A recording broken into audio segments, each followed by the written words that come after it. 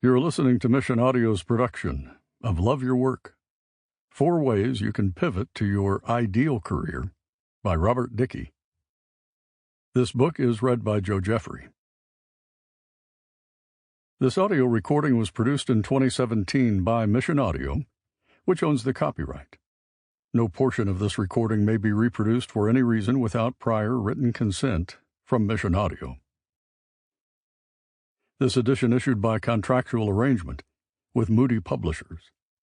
Originally published in English as Love Your Work. Copyright 2017 by Robert Dickie.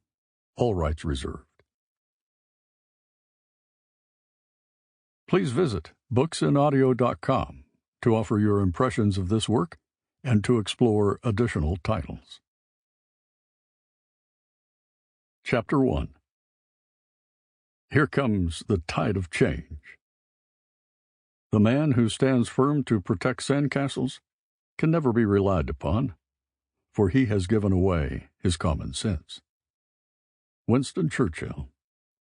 The warm breeze blowing across the sand mingles with the rhythmic sounds of the waves rolling onto the beach to provide the perfect ambient soundscape, as I enjoy an indulgent nap while on vacation.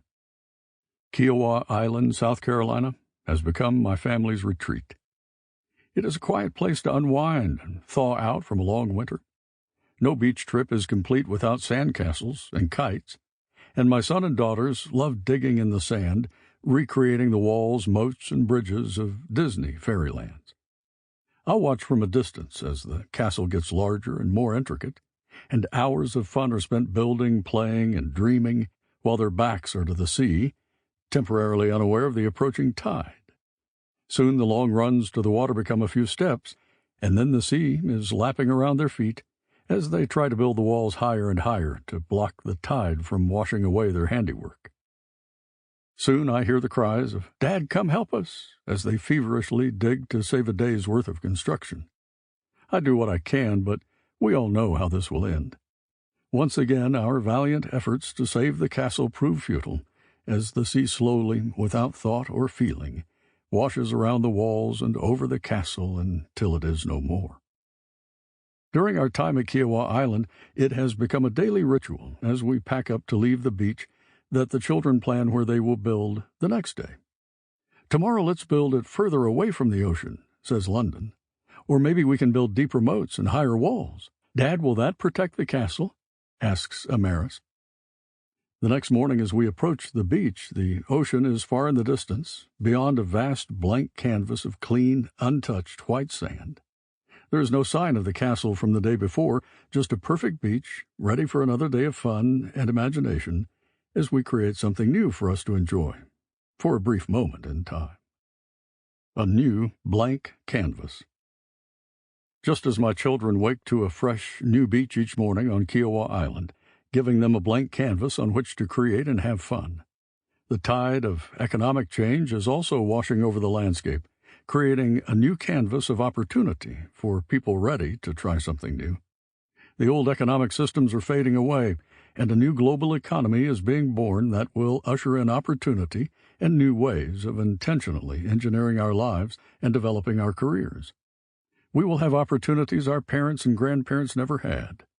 But to survive and thrive amid the tide of change, we will be required to think and plan differently. Our success will depend on it. To put the changes we face into context, think back to 1908, when Henry Ford introduced the Model T vehicle in North America. The predominant mode of transportation at that time was still horse-drawn carriages. The nation's entire transportation system was built around the horse. Whole industries served this sector: wagon makers, stable hands, even street cleaners to pick up what the horses left behind. As it always happens, most assumed that this way of doing things would continue indefinitely. So the Model T was seen at first as a novelty item. Few felt threatened by it. Boy, did that change quickly. Just a few short years later, the Model T was the top-selling vehicle in the United States. Over 50% of all drivers in America learned how to drive on a Model T.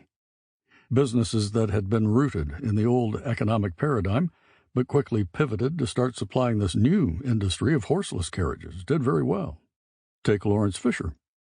He started a horse-drawn carriage shop in the 1880s. Sample complete. Ready to continue?